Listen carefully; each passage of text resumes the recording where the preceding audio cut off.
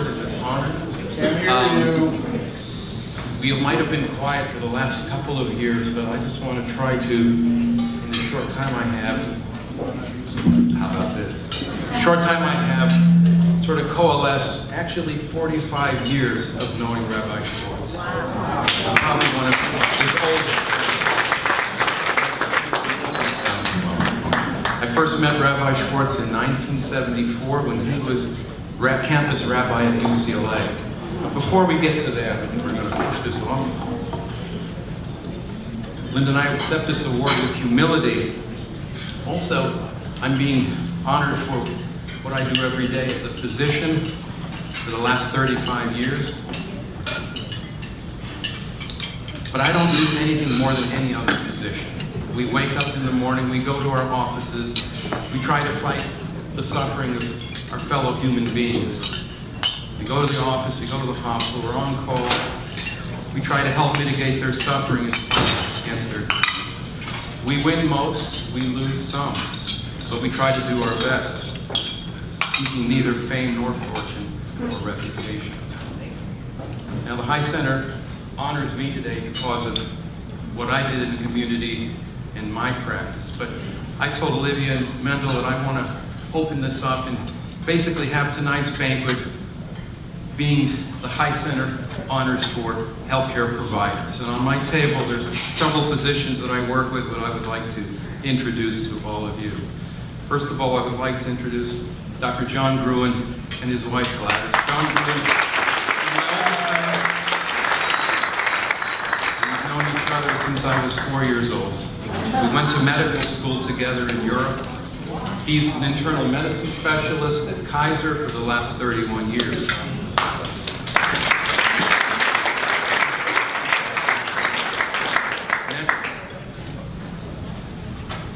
My current partner, Dr. Azeen Sharia, we just call her Dr. Shaw.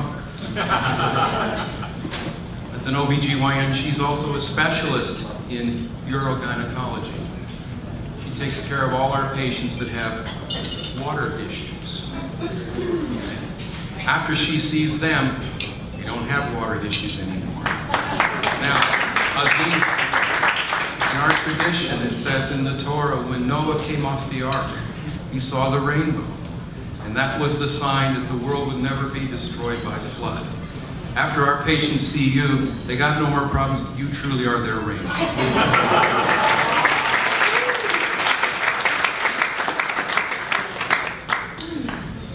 Sitting down there is Dr. Bose, my former partner who, lucky him, he retired a year ago, but we were together for almost 29 years. Together we performed hundreds of surgeries, and no one could have had a better partner and colleague and friend than Dr. Bose.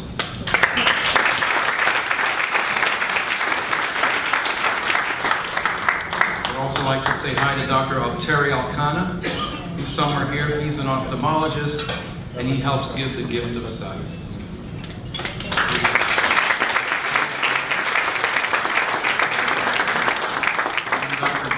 And his wife, Michelle. Dr. Rosen is a specialist in infertility and endocrinology.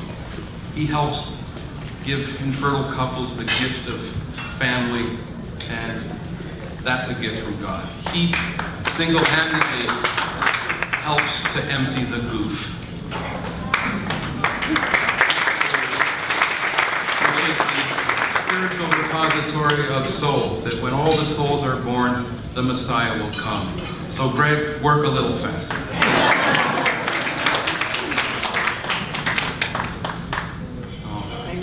I just have a bunch of notes, so here we go. Like most American Jews, my Hebrew education was limited to studying for my bar mitzvah. I didn't like going to bar mitzvah school. It was Tuesday and Thursday. I had to take my books, my trumpet.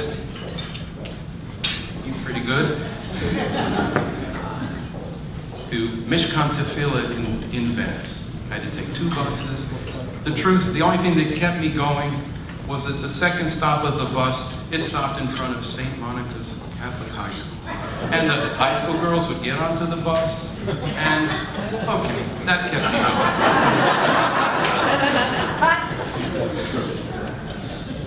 Like most, my Hebrew education, my bar mitzvah, was the end of education for too many Americans, when it should have been the beginning of responsibility.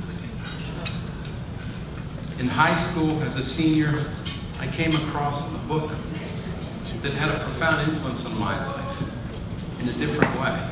It was a book written by a Christian author called The Late Great Planet Earth. And in that book, it was the first time I came, as Mendel said, in awareness of prophecies and in the importance of the reestablishment of the birth of the state of Israel. Stuff I had never heard of in Hebrew school. There was a point that once I got to UCLA, I became inundated by missionaries and what have you, that there was a point that I almost contemplated becoming a Jew for Jesus. Every day at Bruin Walk, I would walk, have lunch, walk from class to class. I would always see this man standing there at his table. He was a cross between Tevye, Santa Claus, and a Greek sailor. He had his own Greek sailor. And he was always sitting there selling mezuzahs and books. I always wanted to speak to him, but I was afraid. I didn't know what to do. I made a commitment one night that before I become a Jew for Jesus, I want to first find out why the great rabbis of our tradition couldn't see what I see so easily. So I don't know how, I don't know what, something pushed me one day, and I ended up in front of Rabbi Schwartz. And I'm standing there, and his soft blue eyes was looking at me, and he says, "You have questions." He sat me down, we talked for an hour, I think I was late for class that day, and he gave me a book that would also be transformative in my life. He hadn't even read it yet. The book was written by Rabbi Isaac Troki from Lithuania several hundred years ago. It was called Faith Strength. And it was a book that taught Jews how to refute missionaries. It went page by page, line by line, and it was fabulous. I devoured that book. And from that moment on, every day at lunchtime, I would be at Rabbi Schwartz's table. Sometimes he'd be alone, sometimes he'd have a couple of kids with him, but Bruin Walk at UCLA at that time was a very eclectic place. You had Jews for Jesus, you had the Campus Crusade, you had the socialists, the communists, and then you had Rabbi Schwartz selling. So we became very good friends, and then one day he said, come to Chabad House for an evening Shabbat. I go, Chabad House. Every day I go to class, I would drive by Gale, I would see Chabad House. I was afraid to go in there. I don't belong there. I don't know Hebrew, I don't whatever. He said, no, come. So I went for my first Shabbat at Chabad and realized these guys are different. After Lakadudi, after whatever, the end, here comes Rabbi Kuhn and grabs me by the arm, takes me in the center, and we start dancing. Kind of like how you see on the telephone. And then we had a wonderful meal in Banshee. One of the guys there took me into the kitchen and showed me. I learned 2 new words that night. Okay? I learned what chont was. What's chont? And I also learned lech. I thought it was a gastrointestinal disorder. He takes me to the kitchen and he shows me, not a little pot, he shows me a cauldron. It had beans, it had water, it had potatoes, this and that. It had about 2 pounds of salt. And he said by tomorrow, this would have the consistency of cement.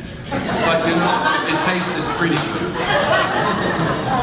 I also learned to read the labels. And then at Chabad House, what it says, they mean it.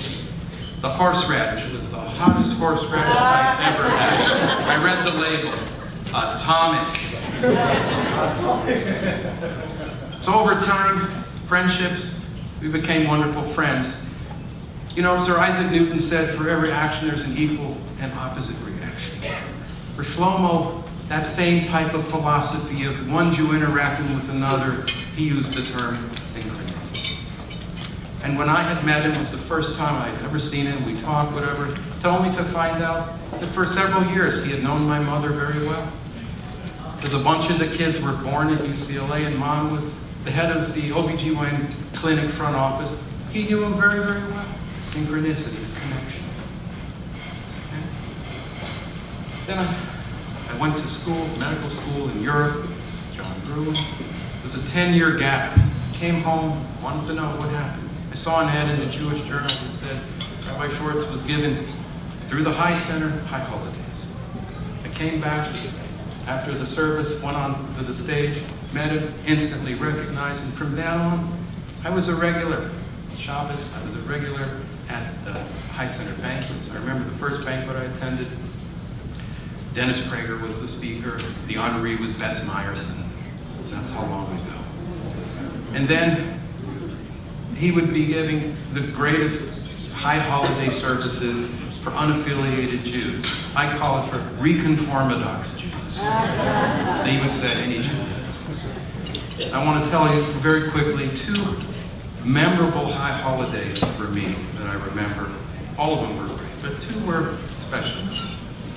One time, the Yom Kippur service was at the Henry Fonda Theater on Hollywood Boulevard. The High Center had reserved a couple of rooms at the Metropole Hotel on Sunset Boulevard across from Channel 5 studios. It was nice, but you know, we had to walk from there down Sunset, down Gower, to back and forth. We did that 5 or 6 times throughout the entire Yom Kippur.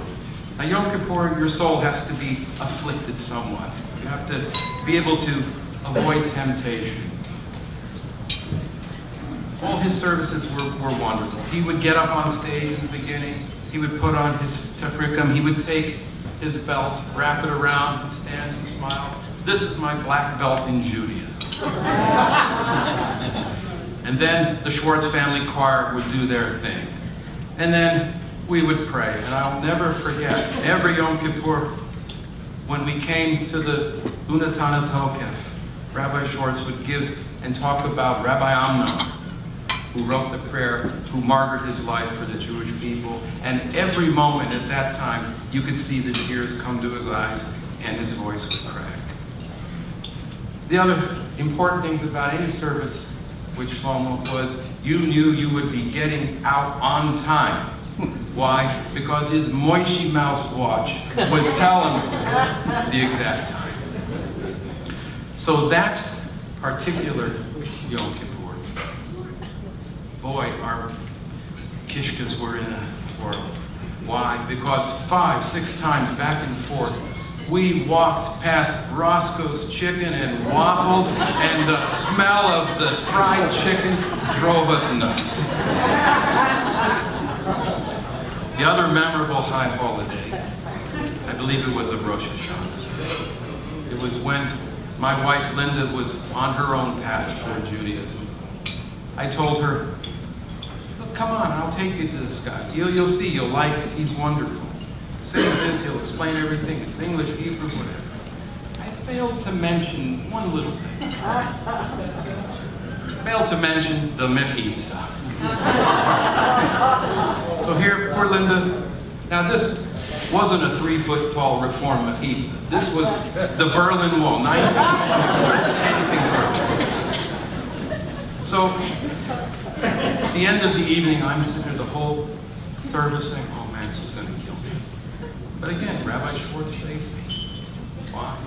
At the end of the service, Linda came up to me and said, I got more out of that service than any other religious experience in my entire life.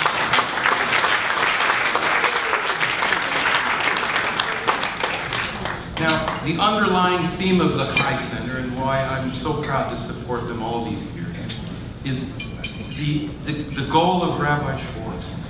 Since the Holocaust was JPG, Jewish population, the underlying difference was to attract young unaffiliated Jews, get them together, maybe they'll meet. I called it the 4 M's. Meet, mingle, marry, and mate. Shlomo would call it hatch and match them and then dispatch them. And here's the symbiosis of a physician and a rabbi. He would help match him. As an obstetrician, I would hatch him. And then would give him back. He would always say that it's not too hard for people to return. His most hated word in the language was hypocrisy. He said there's no such thing as Judaism as a hypocrite. He said too many young Jews said, I'm not going to keep kosher, I'm not going to do this. Why? Because if I don't do all, it's nothing. Judaism, there's no all or nothing. You don't get negative points for not doing something. You only get positive points.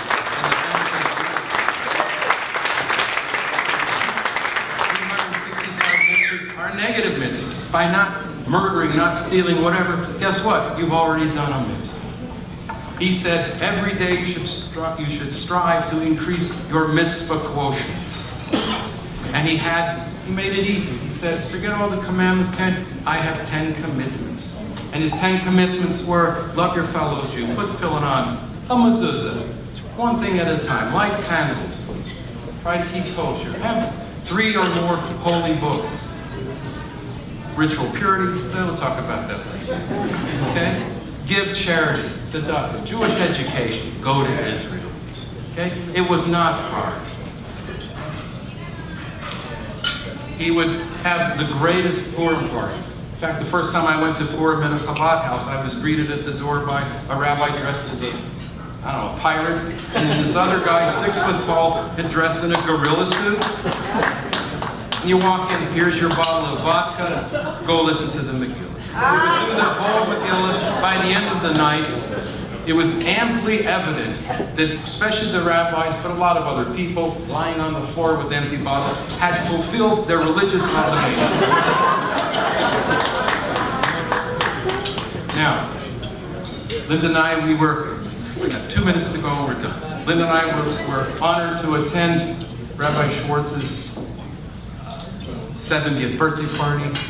I remember going also to the sukkah parties, where we would have 400 people under a sukkah to do a mitzvah. You'd walk in there, eat a piece of bread or a cookie, shake something that looked like a little palm tree, look at a lemon that you couldn't use in tea, and you did a mitzvah. But underlining, matching, mismatch. Now, we were lucky to be there at the 70th, when we could see that disease was starting to weaken him. We were also honored to be at the Pesach Seder, when we were amazed that you put Rabbi Schwartz in the middle of a group of Jews and he is invigorated. He fed off that energy and he looked great. That would be his last Passover Seder in the High Seder. In January 2017, synchronicity, I lost my mother.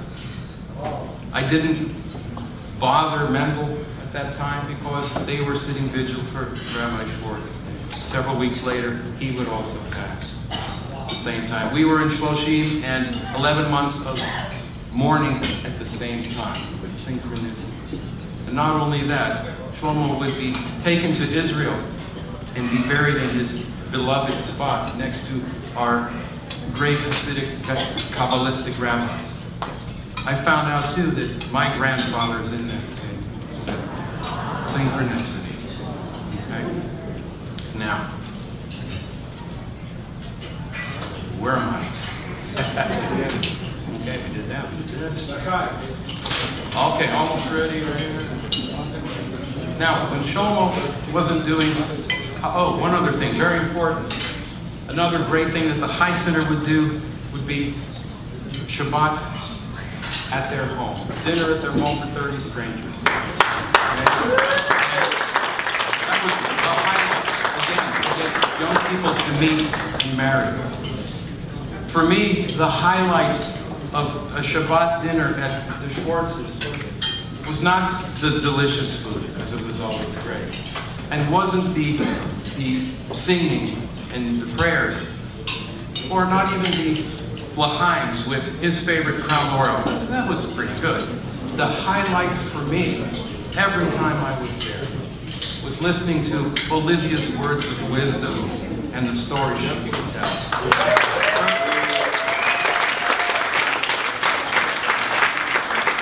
Her stories would make the Magid, and they were beautiful. We were lucky to be there this last Friday. If you haven't been, Olivia's fabulous. Now, I don't want to be political, but I'm really troubled. I'm troubled with what's happening to this country and to think the place of Jews in this country. I'm worried about winds of change, seeing the change in the attitude of America and the population toward Israel, and a movement away from solid support of Israel. There's a new freshman congresswoman who has ignited again age-old, centuries-old accusations that have been heralded in Jews about dual loyalties. This is something that since the Inquisition has always been labeled. Well, I want to tell you something. There's a bell in Philadelphia called the Liberty Bell. And on that bell is written, proclaim liberty throughout the land unto all the inhabitants thereof. Those are the essence of America. Those are American words, just like we the people, but they are also Jewish words. And they will always be Jewish words. My concern is whether they will remain American words.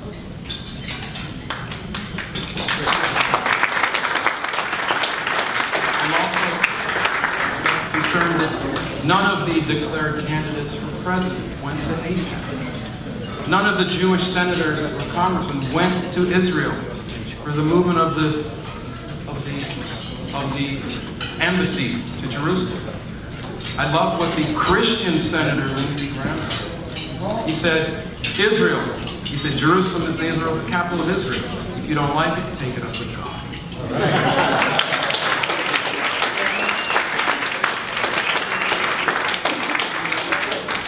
Now, in closing, I would just like to read something that gives me a lot of comfort when our status in America, I think, is threatened. I just want to read what our first president, George Washington, wrote to the Jewish community. He wrote, "For happily the government of the United States, which gives to bigotry no sanction, to persecution no assistance, requires only that they who live under its protection should demean themselves as good citizens, in giving it on all occasions their effectual support. It would be inconsistent with the frankness of my character not to avow that I am pleased with your favorable opinion of my administration, fervent wish for my felicity. May the children of the stock of Abraham who dwell in this land continue to merit and enjoy the goodwill of other inhabitants, while everyone shall sit in safety under his own vine and fig tree. There shall be none to make him afraid. The Father of all miracles scatter light and not darkness in our paths, and make us all in our several vocations useful here, and in his own due time, away everlasting happiness."